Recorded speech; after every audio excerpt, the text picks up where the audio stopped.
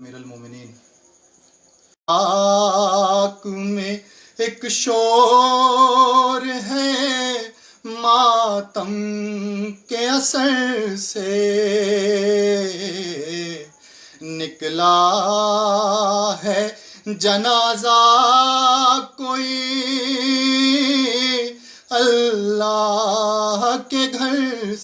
افسوس کے مسجد میں نمازی گیا مارا، افسوس کے مسجد میں نمازی گیا مارا، کچھ کم نہیں یہ حشر قیامت کے اثر سے، نکلا ہے جنازہ کوئی اللہ کے گھر سے۔ زینب سے یہ کہہ دو کہ دل کھول کے روئے، زینب سے یہ کہہ دو کہ دل کھول کے روئے، شبیر کی ہمشیر ہے رونے کو نہ ترسے، نکلا ہے جنازہ کوئی اللہ کے گھر سے، نکلا ہے جنازہ کوئی اللہ کے گھر سے۔ عباس ذرا زینب مضطر سے خبردار، عباس ذرا زینب مضطر سے خبردار، فریاد میں ہٹ جائے نا چادر کہیں سر سے، نکلا ہے جنازہ کوئی اللہ کے گھر سے۔ ہاں بھول نہ جانا انہیں کوفے کے مکینوں، ہاں بھول نہ جانا انہیں کوفے کے مکینوں، گزریں گی یہ شہزادیاں اس راہ گزر سے، نکلا ہے جنازہ کوئی اللہ کے گھر سے۔ زینب کو یاد آ گیا وہ پہلو شکستہ، رومال ہٹایا گیا بابا کے جو سر سے، نکلا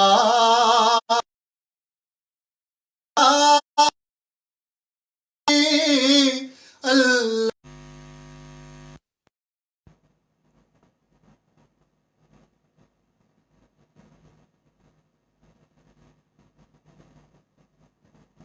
اعوذ باللہ من الشیطان الرجیم، بسم اللہ الرحمن الرحیم، الحمد للہ رب العالمین، والصلاة والسلام علی اشرف الانبیاء والمرسلین، حبیبنا و طبیبنا व शफ़ी ज़ुनूबिना मौलाना व मौलल कौनैन जद्दिल हसन वल हुसैन अबिल क़ासिम मुहम्मद व आलिहि त्वय्यबीन त्वाहिरीन अल मासूमीन अल मज़लूमीन व लअनतुद्दाइमतु अला अअदाइहिम अजमईन मिन अलान इला क़ियाम यौमिद्दीन। अम्मा बअदु फ़क़द क़ाल रसूलुल्लाह सल्लल्लाहु अलैहि व आलिहि वसल्लम अली मअल हक़ वल हक़्क़ु मअल अली। सलावत बर मुहम्मद व आले मुहम्मद। अज़ीज़ान मोहतरम, 19वीं रमज़ानुल मुबारक की सुबह वो सुबह है जब मौलाए कायनात अमीरुल मोमिनीन हज़रत अली इब्न अबी तालिब अलैहिस्सलाम के सर पर अब्दुर्रहमान इब्न मुलजिम मलून ने ज़रबत लगाई।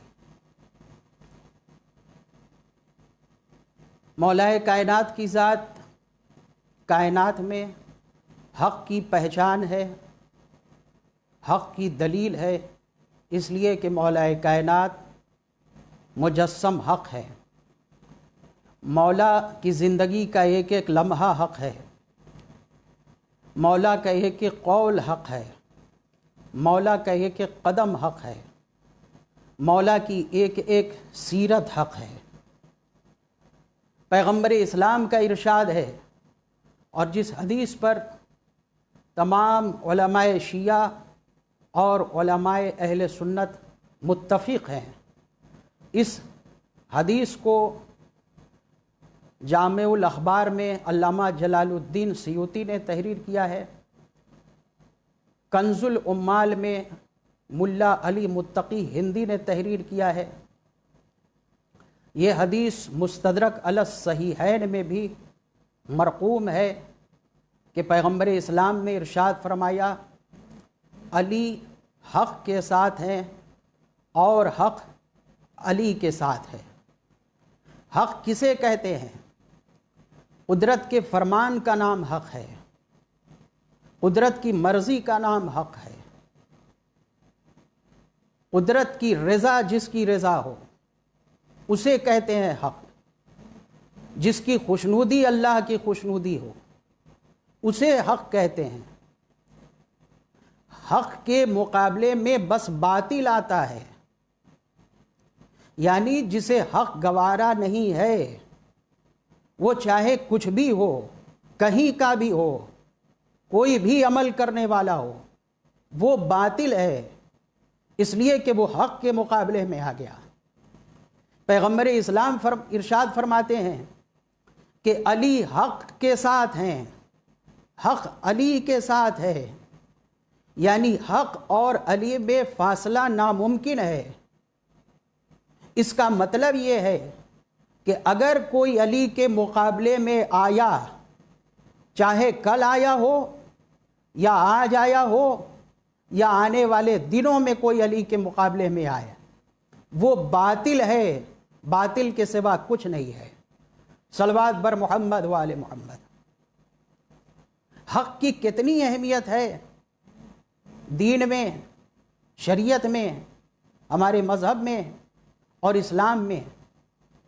इसको इससे समझें कि कायनात में हर चीज़ का वज़न करने के लिए कोई ना कोई मेयार होता है।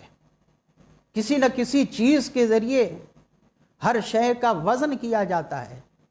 एक गल्ला है तो उसके वज़न का मेयार कुछ और है, एक बहुत भारी भरकम सवारी है तो उसके वज़न का मेयार कुछ और है। हर चीज़ का मेयार इस दुनिया में किसी न किसी मीज़ान से किया जाता है।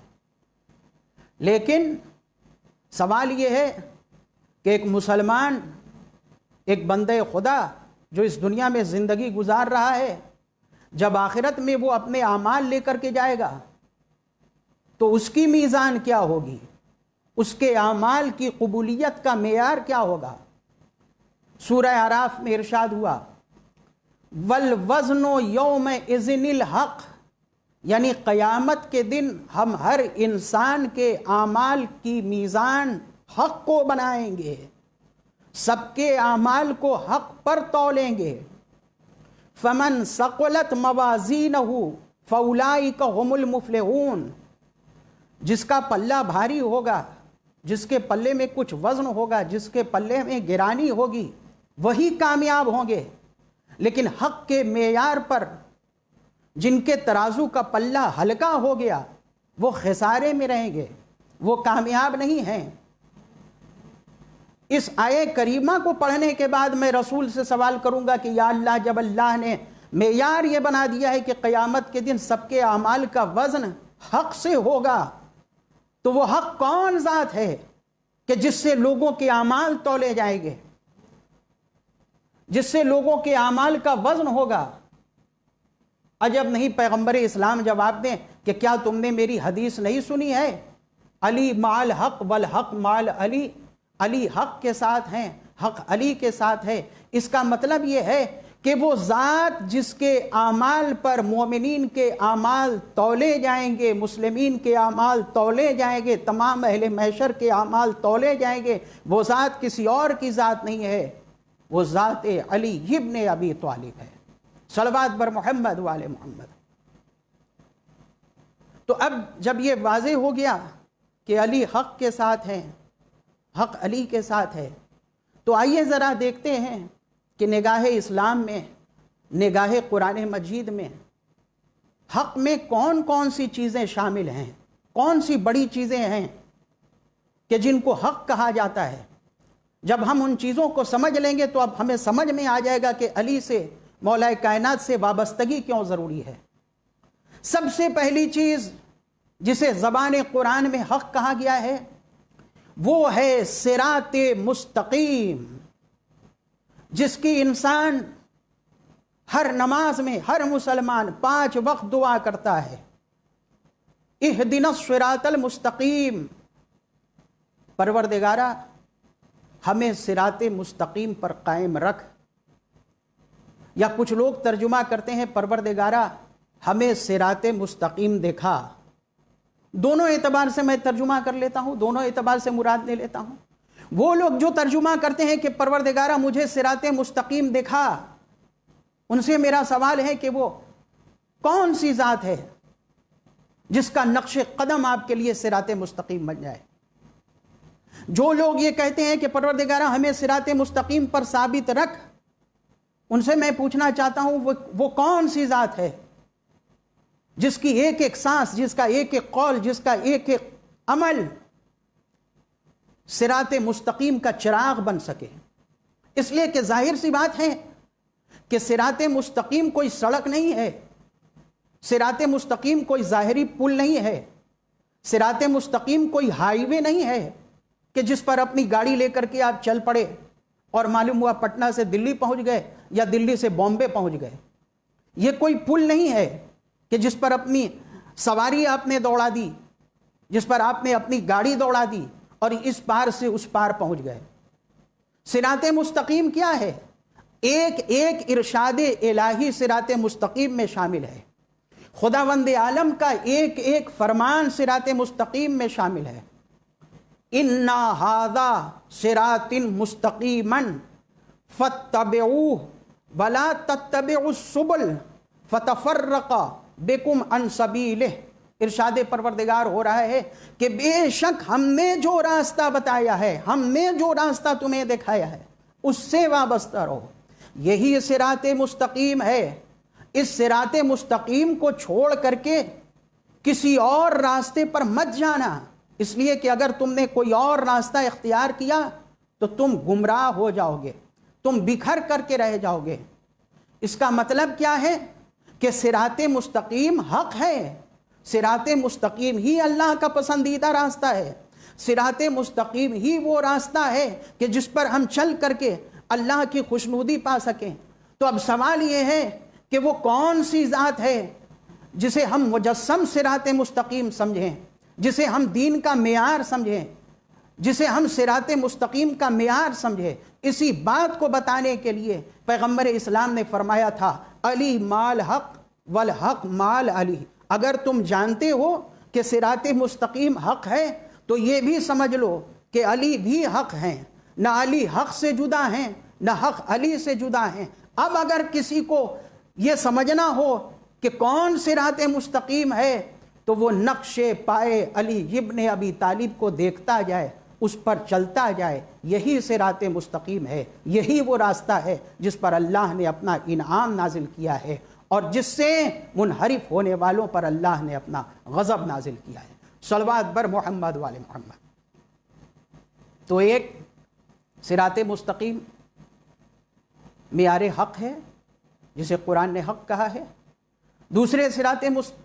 دوسرا حق کا معیار جسے ہم حق کہیں، جس کی حقانیت میں کوئی شک نہ ہو، جس سے ہمیں وابستہ رہنے کی ضرورت ہے، وہ ہے قرآن مجید۔ قرآن حق ہے، قرآن کی ایک ایک آیت حق ہے، قرآن کا ایک ایک سورہ حق ہے، قرآن کا ایک ایک ارشاد حق ہے، قرآن کا ایک ایک بیان حق ہے۔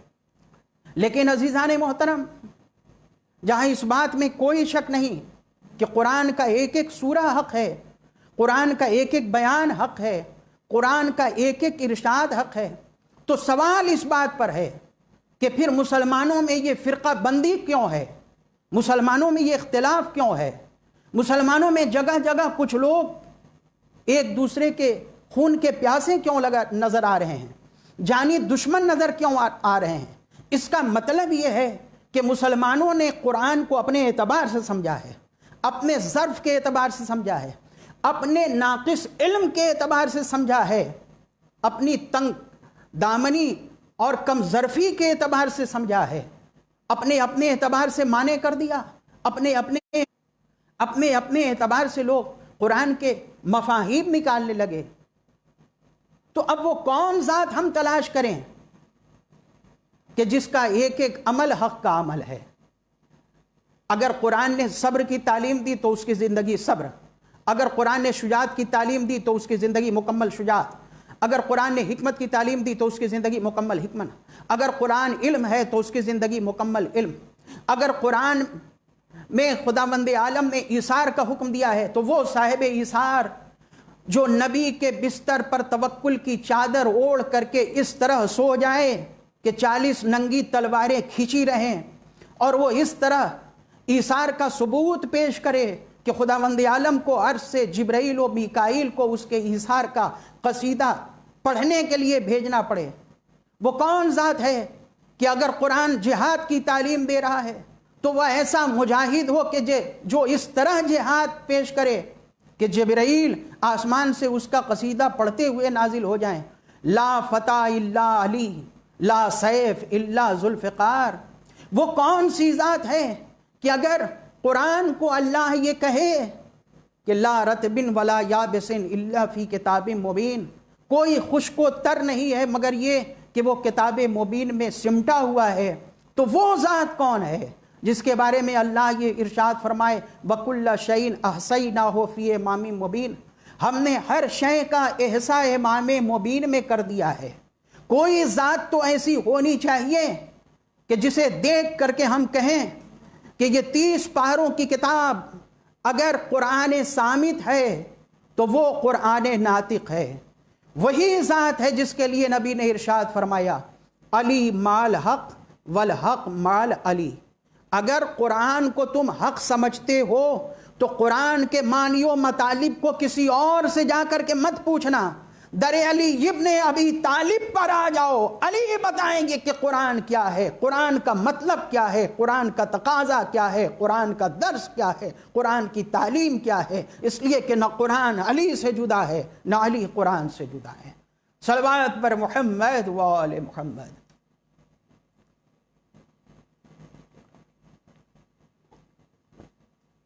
تو قرآن عزیزان محترم حق کا معیار ہے، قرآن حق کی آواز ہے، قرآن مکمل حق ہے۔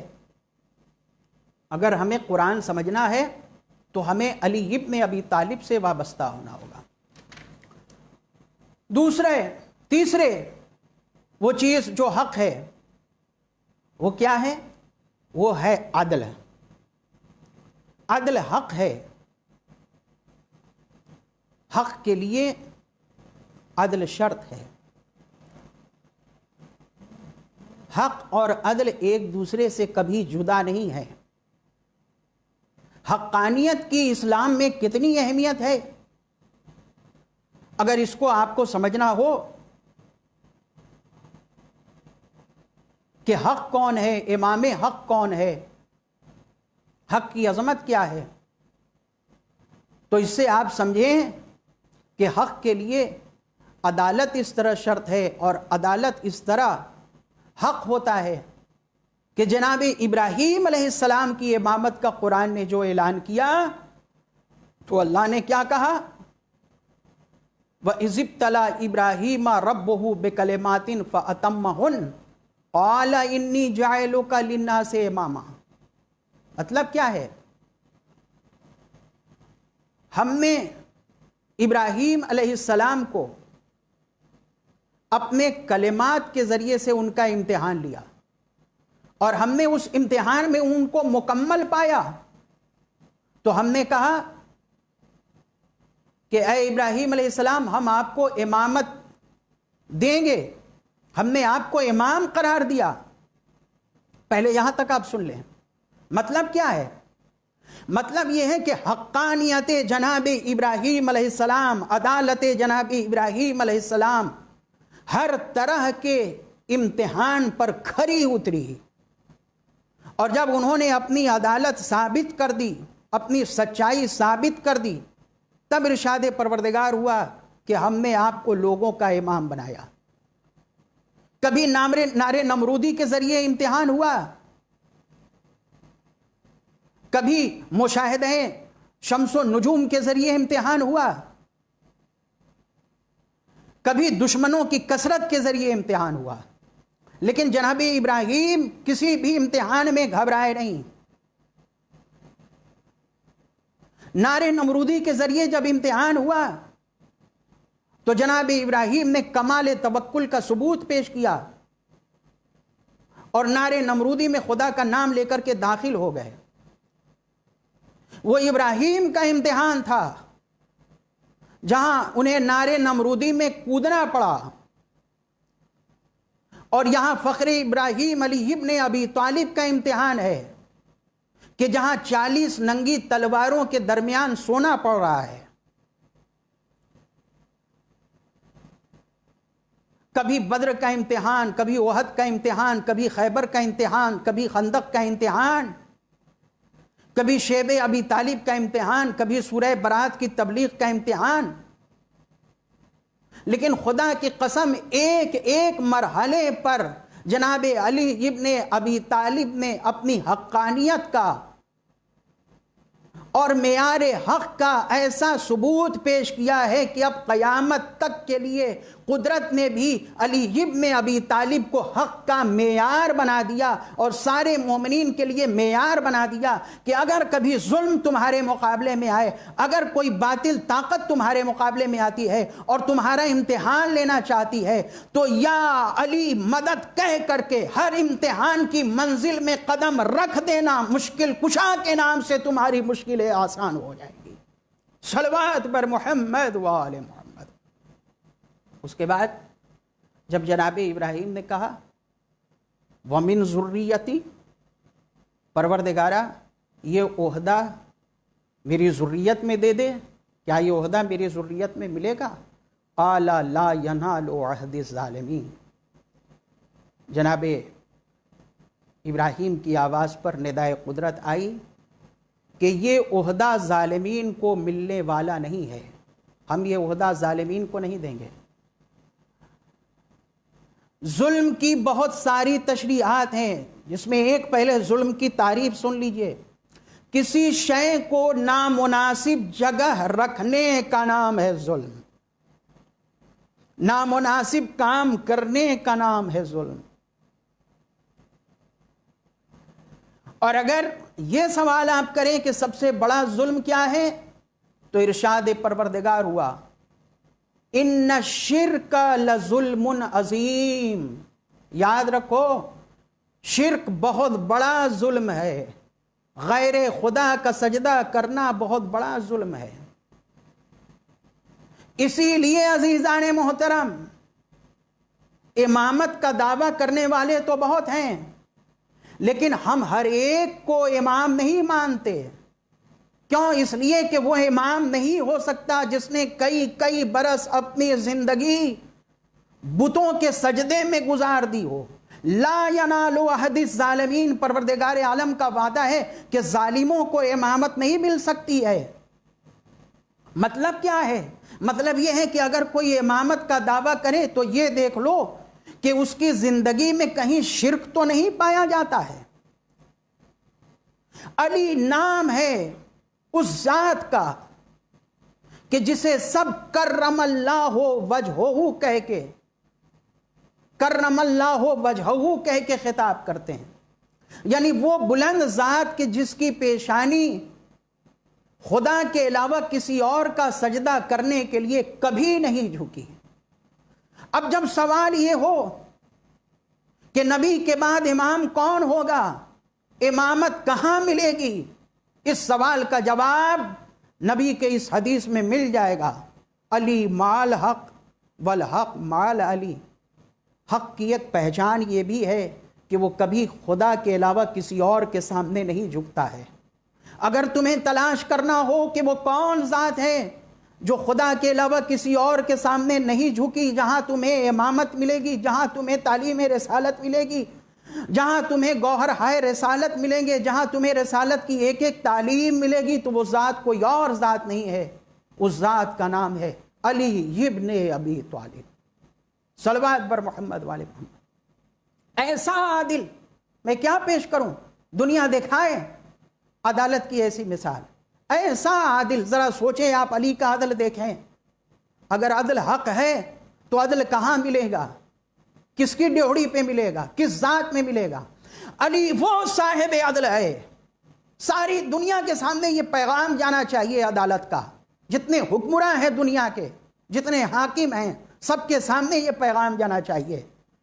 علی وہ صاحب عدل ہے کہ ارشاد فرماتے ہیں کہ اگر ساتوں زمین و آسمان مجھے دے دیے جائیں اور مجھ سے یہ مطالبہ کیا جائے کہ میں ایک چیونٹی کے منہ سے ذرہ برابر، جو بہت معمولی سا پتے کا ایک ٹکڑا ہے، میں اس چیونٹی سے وہ پتا چھین لوں تو علی ساری دنیا کو ٹھوکر مار دے گا، لیکن چیونٹی پر ظلم نہیں کر سکتا ہے، چیونٹی سے اس کا حق نہیں چھین سکتا ہے۔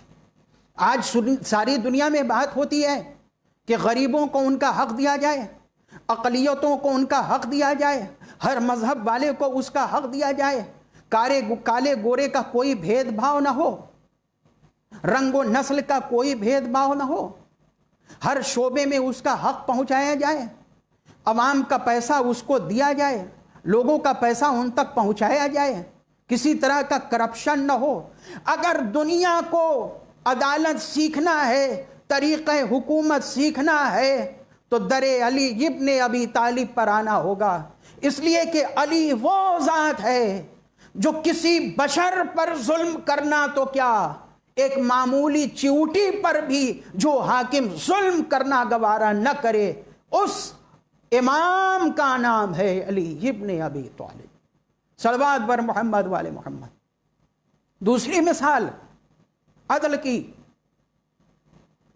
جو ہر حکومت کے نمائندے کو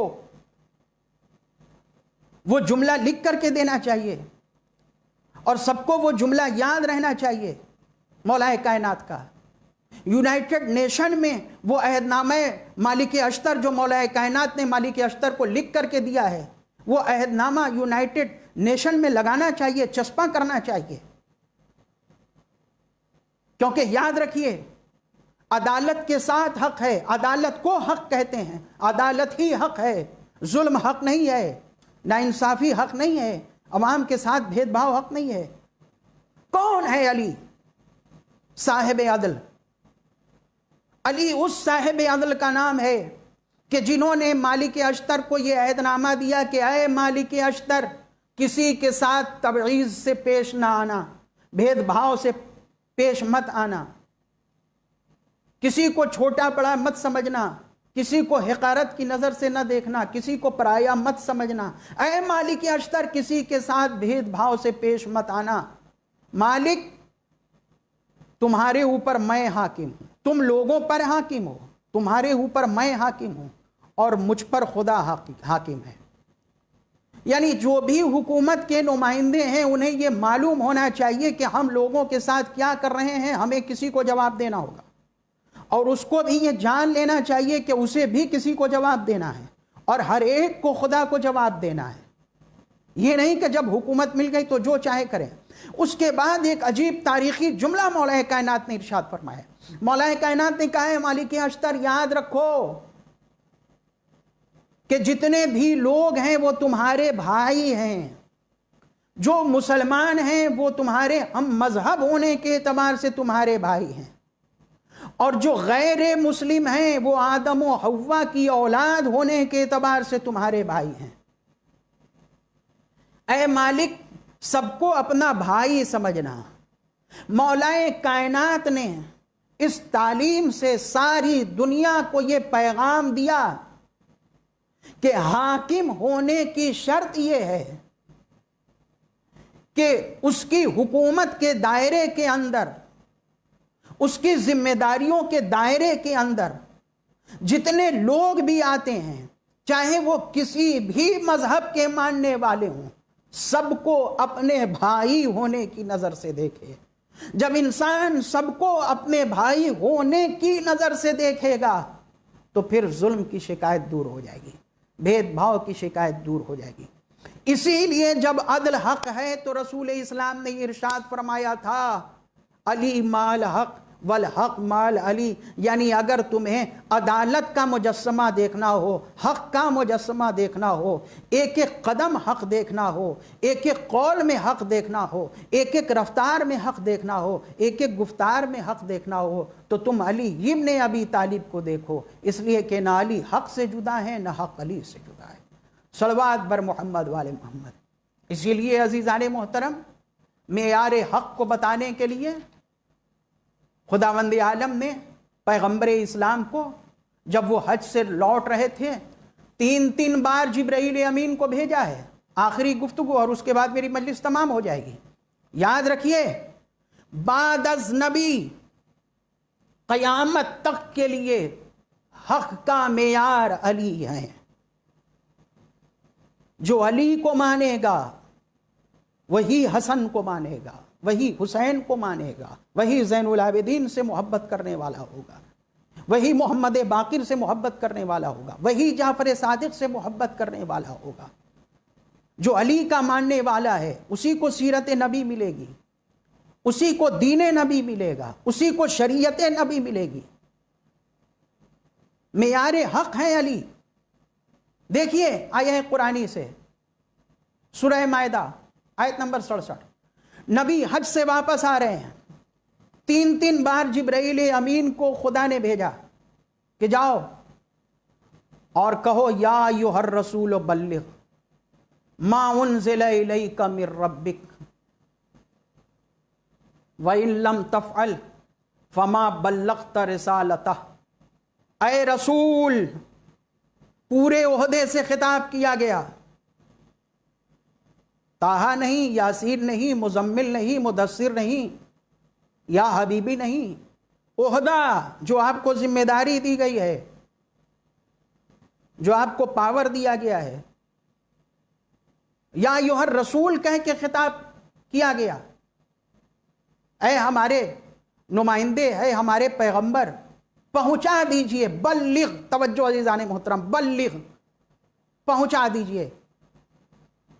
اللہ اکبر، فصاحت و بلاغت قرآنی پر ہماری جان قربان۔ قرآن مجید میں بہت سارے احکامات آئے ہیں شریعت کے جس کے بارے میں اللہ نے کہا قل قل قل قل، یہ کہہ دو، یہ کہہ دو، یہ کہہ دو، یہ کہہ دو، یہ کہہ دو۔ لیکن غدیر وہ فلسفہ ہے، امامت کا عہدہ اتنا بڑا عہدہ ہے، ولایت علی ابن ابی طالب وہ جوہر دین و شریعت ہے کہ جس کے بارے میں اللہ نے وہ لفظ استعمال کیا جو قرآن میں کہیں اور استعمال نہیں کیا. بلغ کا لفظ قرآن میں صرف ایک بار آیا ہے اور وہ ہے ولایت علی ابن ابی طالب کے لیے. اے میرے حبیب یہ پیغام پہنچا دیں. بلغ کا لفظ استعمال کر کے خداوند عالم نے عقیدہ غدیر، واقعہ غدیر اور عقیدہ امامت کی اہمیت بتائی ہے کہ امامت کے لیے میں وہ لفظ استعمال کر رہا ہوں جو کہیں اور استعمال نہیں کیا. پہنچا دیجئے وہ پیغام. ما انزل الیک من ربک، جو آپ پر آپ کے اللہ کی طرف سے نازل کیا جا چکا ہے. وَإِن لَمْ تَفْعَلْ، اگر آپ نے وہ نہیں پہنچایا فَمَا بَلَّغْتَ رِسَالَتَهُ، گویا آپ نے کوئی کار رسالت انجام نہیں دیا، پوری کی پوری رسالت ادھوری. مطلب یہ ہے کہ آپ نے کچھ نہیں کیا. وَاللَّهُ يَعْصِمُكَ مِنَ النَّاسِ، اور اللہ آپ کو لوگوں کے شر سے محفوظ رکھے گا. مطلب سمجھ میں آیا آپ؟ مطلب یہ کہ یہ ایسا پیغام ہے کہ اگر یہ نہ پہنچایا تو آپ کی رسالت بھی ادھوری. تو جس پیغام کے بغیر رسول کی رسالت ادھوری رہ جائے، مسلمان کا اسلام کہاں سے مکمل ہو جائے؟ ارے بھائی سوال یہ ہے کہ وہ کون سا پیغام ہے؟ نماز پہنچا چکے، روزہ پہنچا چکے، حج پہنچا چکے، زکوٰۃ پہنچا چکے، کیا کھانا حلال ہے کیا کھانا حرام ہے یہ سب کے سب پہنچا چکے. تو وہ کون سا پیغام ہے؟ پڑھیں جا کر کے کتاب الغدیر، پڑھیں جا کر کے علماء اسلام کی کتابیں. تمام علماء اسلام یہ لکھتے ہیں کہ یہ نہ حلال و حرام ہے، نہ نماز ہے، نہ روزہ ہے، نہ حج ہے، نہ زکوٰۃ ہے. بلکہ یہ آیت جب نازل ہوئی تو نبی نے کیا کیا؟ نبی نے صحرائے غدیر خم میں 1.25 لاکھ حاجیوں کے درمیان 4 گھنٹے کا طویل خطبہ ارشاد فرما کر کے اپنی زندگی کو بتایا، پیغام خدا کو بتایا، جبرائیل امین نازل ہوئے اس کو بتایا، اور اس کے بعد امامت کی اہمیت بتاتے ہوئے علی ابن ابی طالب کو دونوں ہاتھوں پر اٹھا کر کے کہا من کنت مولاہ فہذا علی مولا، جس جس کا میں مولا ہوں اس کے علی مولا ہے. مطلب کیا ہے؟ مطلب یہ ہے کہ وہ پیغام جس کے بغیر رسالت بھی ادھوری رہ جائے، اسی پیغام کا نام ہے ولایت علی ابن ابی طالب. بعد رسول علی ساری کائنات کے مولا ہے، جس جس کے نبی مولا اس کے علی مولا. اور آپ دیکھیں واللہ یعصمک من الناس، اللہ آپ کو لوگوں کے شر سے محفوظ رکھے گا. یعنی یہ بات سب کے گلے اترنے والی نہیں ہے. کچھ لوگوں کو تکلیف ہوگی. کیوں؟ اس لیے کہ عقیدہ توحید محکم ہو گیا، عقیدہ عدل محکم ہو گیا، انبیاء کی تعلیمیں محکم ہو گئیں، رسولوں کی شریعتیں عیا ہو گئیں، رسول کے دین کا محافظ لوگوں کے سامنے آ گیا. امامت یعنی شریعت کی حفاظت، امامت یعنی دین رسول کی حفاظت.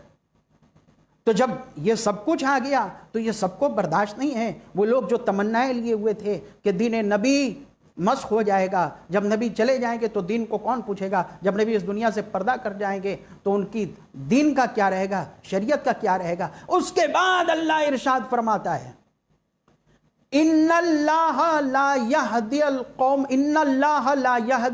الکافرین. اے میرے حبیب، اللہ کافروں کی ہدایت کرنے والا نہیں. ولایت کا پیغام دینے کے بعد کیا کہہ رہا ہے اللہ؟ واللہ یعصمک من الناس، اللہ آپ کو لوگوں کے شر سے بچائے گا، اور اللہ کافرین کی ہدایت کرنے والا نہیں ہے. اس کا مطلب کیا ہے؟ مطلب یہ ہے کہ جس کے دل میں صاحب غدیر سے بغض ہے، جس کے دل میں ولایت علی سے نفرت ہے، جسے علی کی ولایت گوارا نہیں، نگاہ پروردگار میں اس کے اسلام کی کوئی حیثیت نہیں.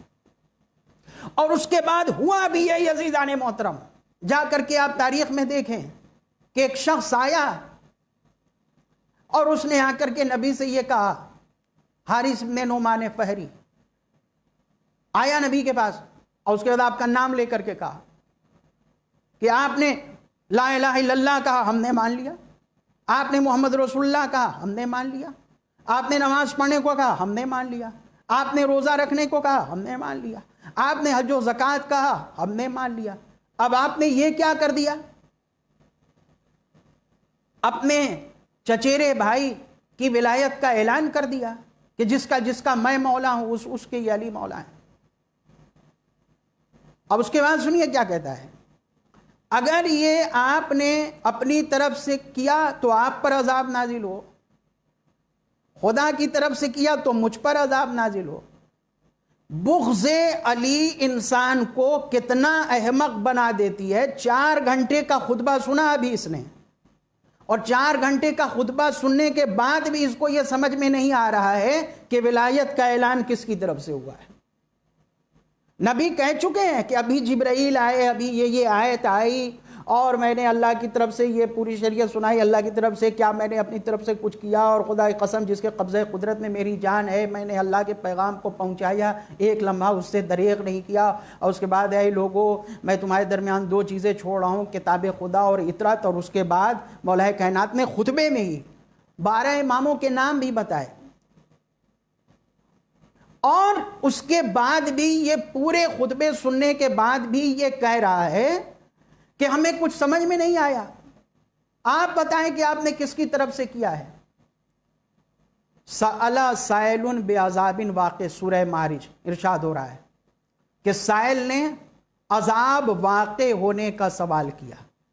اور ابھی آیت میں کیا ہے؟ آیت بلغ میں آخر میں ان اللہ لا یہدی القوم الکافرین، سنا نا آپ نے کہ اللہ کافرین کی ہدایت کرنے والا نہیں ہے. اور یہاں بھی جب غدیر کا منکر آیا، ولایت کا منکر آیا، تو اللہ کیا کہہ رہا ہے؟ للکافرین لیس لہ دافع.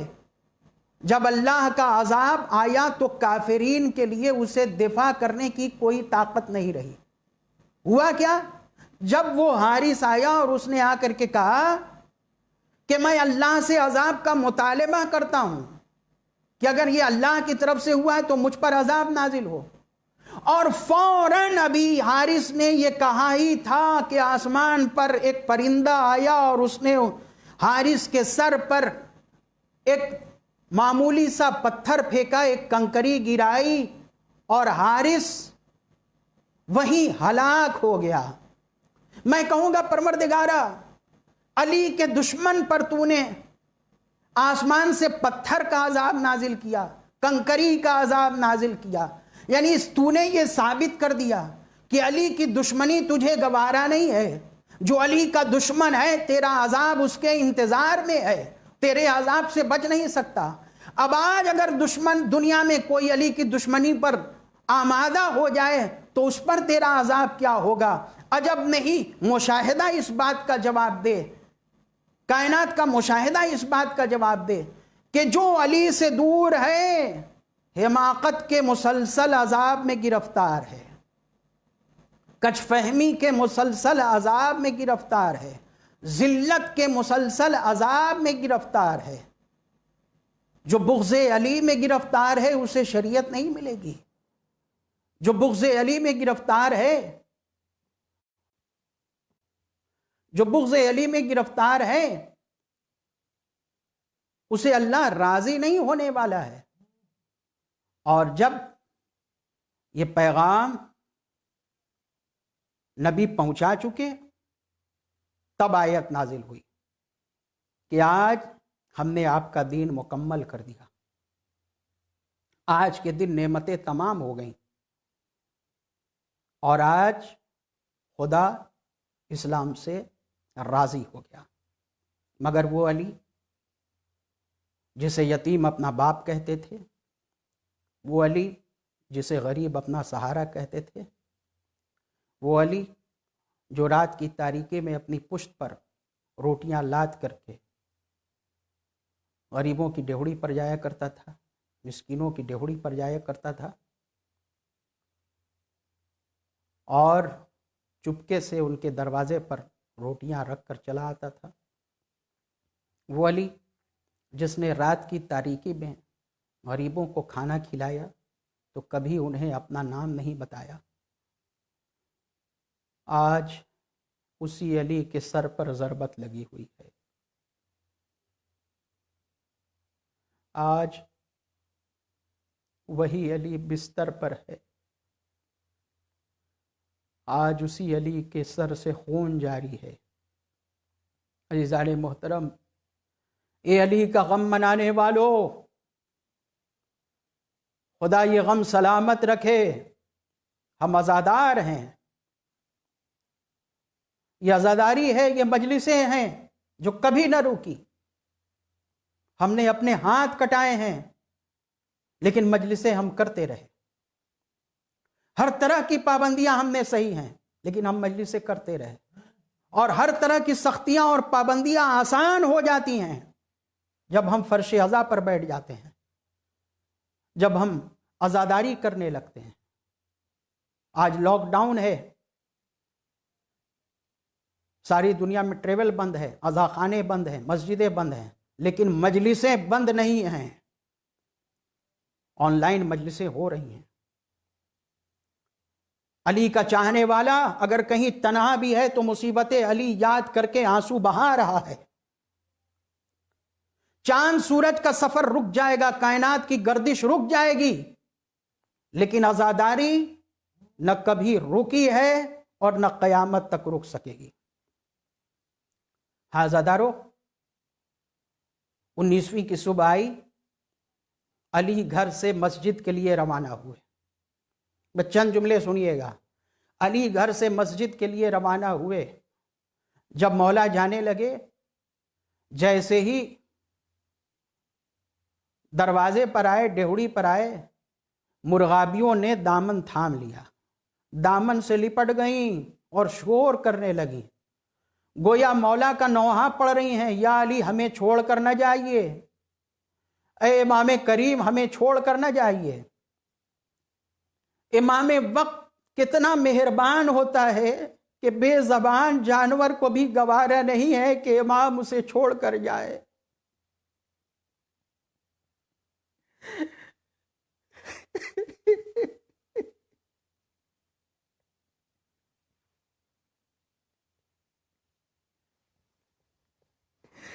مرغابیوں کی اس طرح امام کے دامن سے لپٹنے سے مجھے ایک اور رخصت یاد آ رہی ہے۔ جب 10ویں محرم کو بعصر عاشورہ، بوقت عاشورہ حسین مظلوم اپنے خیمے سے رخصت ہو رہے ہیں اور سینے پر سونے والی بچی امام کے دامن سے لپٹی ہوئی ہے۔ اے بابا، تیرے سینے کے بغیر مجھے نیند نہیں آتی، بابا اتنا بتا دے، تو چلا جائے گا تو سکینہ کس کے سینے پر سوئے گی؟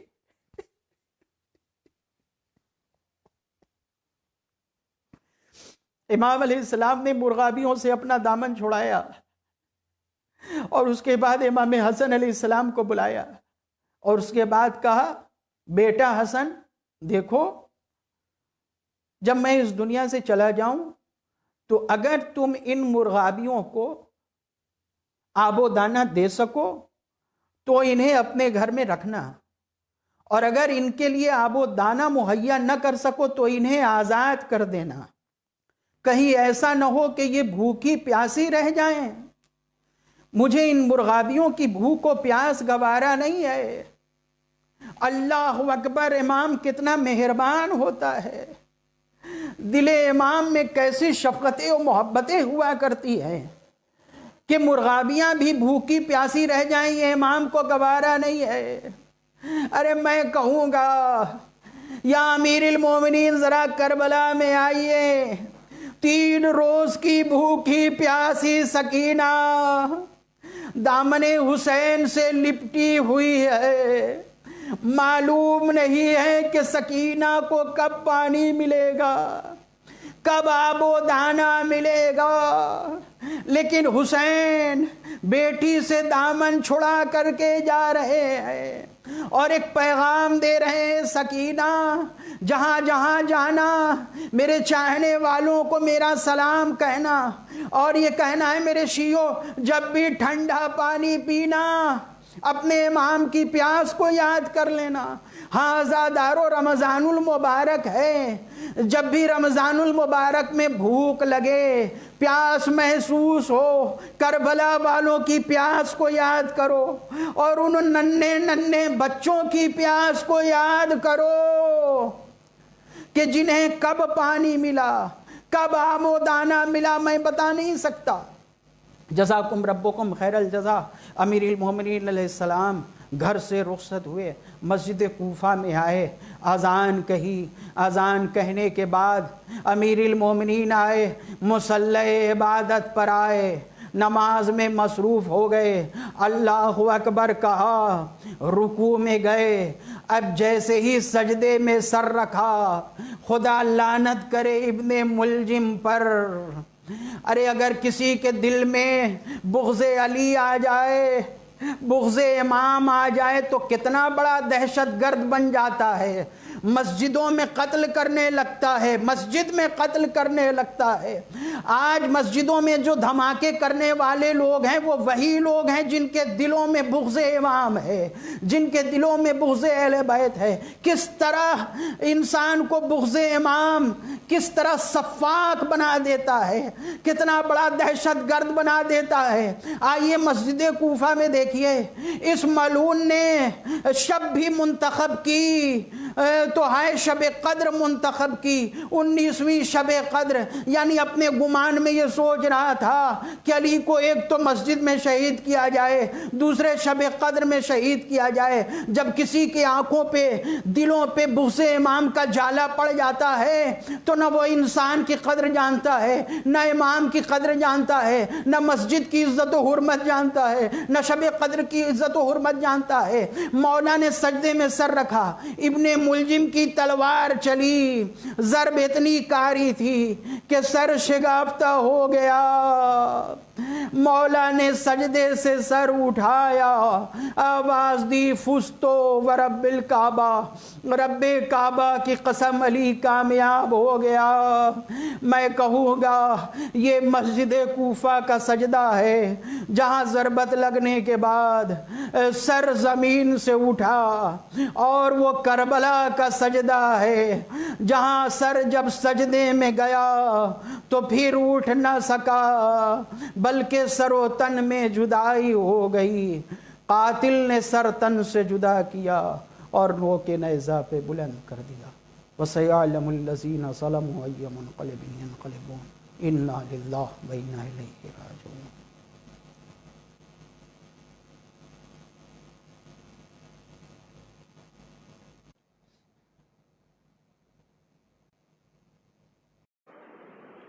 ناظرین السلام علیکم۔ سب سے پہلے میں عزاداری چینل 72 کا بہت بہت شکر گزار ہوں جو انہوں نے مجھے موقع دیا۔ میں ایک نوحہ پیش کرتا ہوں، بطور خاص سماعت کیجیے۔ رو رہا ہے ماہ رمضان، علی مارے گئے، خون میں ڈوبا ہے قرآن، علی مارے گئے۔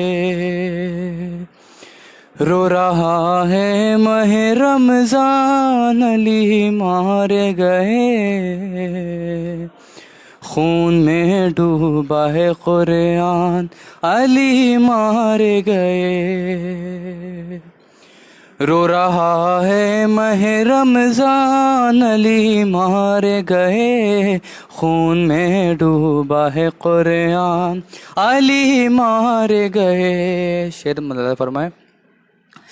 ابن ملجم نے جہاں والوں پہ آفت ڈھائی، روزے داروں میں عجب آج اداسی چھائی، روزے داروں میں عجب آج اداسی چھائی، خانہ حق ہوا ویران، علی مارے گئے، خون میں ڈوبا ہے قرآن، علی مارے گئے۔ سر سے حسنین کے بابا کا جو سایہ اٹھا، مفلسوں اور غریبوں کا سہارا نہ رہا، مفلسوں اور غریبوں کا سہارا نہ رہا، بے سہاروں کے نگہبان علی مارے گئے، خون میں ڈوبا ہے قرآن علی مارے گئے، زخم حیدر سے لہو بہتا ہے محراب بہتر، مسجد کوفے سے ہر سمت یہ پھیلی ہے خبر، مسجد کوفہ سے ہر سمت یہ پھیلی ہے خبر، سجدہ شکر کے دوران علی مارے گئے، خون میں ڈوبا ہے قرآن علی مارے گئے، شدت غزقم سے مسجد میں تڑپتے ہیں علی، شدت زخم سے مسجد میں تڑپتے ہیں علی، اور پھر خاک بھی اس زخم میں بھرتے ہیں علی، اور پھر خاک بھی اس زخم میں بھرتے ہیں علی، ہر نمازی ہے پریشان علی مارے گئے، خون میں ڈوبا ہے قرآن علی مارے گئے۔ یہ شعر مزادہ فرمائے۔ فرقت حیدر کرار میں یوں روئے حسین، قبر زہرا بھی لرزنے لگی سن کر وہ بین، قبر زہرا بھی لرزنے لگی سن کر وہ بین، خون روتا ہے ہر انسان علی مارے گئے، خون میں ڈوبا ہے قرآن علی مارے گئے، باپ کے ہجر میں شبر ہوئے محوے گریا، زینب و حضرت کلثوم نے نوحہ یہ پڑھا، زینب و حضرت کلثوم نے نوحہ یہ پڑھا، میرے بابا میرے ذیشان علی مارے گئے، خون میں ڈوبا ہے قرآن علی مارے گئے، لاش پر حیدر کرار کے آئے ہیں رسول، ہاتھ پہلو پہ رکھے آئے ہیں زہرائے بطول، ہاتھ پہلو پہ رکھے آئے ہیں زہرائے بطول، اشک برساتے ہیں قرآن علی مارے گئے، خون میں ڈوبا ہے قرآن علی مارے گئے، مسجد و منبر و محراب سبھی روتے ہیں، رو رہا ہے ماہ رمضان علی مارے گئے، خون میں ڈوبا ہے قرآن علی مارے گئے، فاتح خیبر و خندق کا جنازہ، فاتح خیبر و خندق کا جنازہ جو اٹھا، انبیاء اور ملائک نے کہا واہ ویلا، انبیاء اور ملائک نے کہا واہ ویلا، اے رضا کوفہ ہے سنسان علی مارے گئے، خون میں ڈوبا ہے قرآن علی مارے گئے، رو رہا ہے ماہ رمضان علی مارے گئے، خون میں ڈوبا ہے قرآن علی مارے گئے۔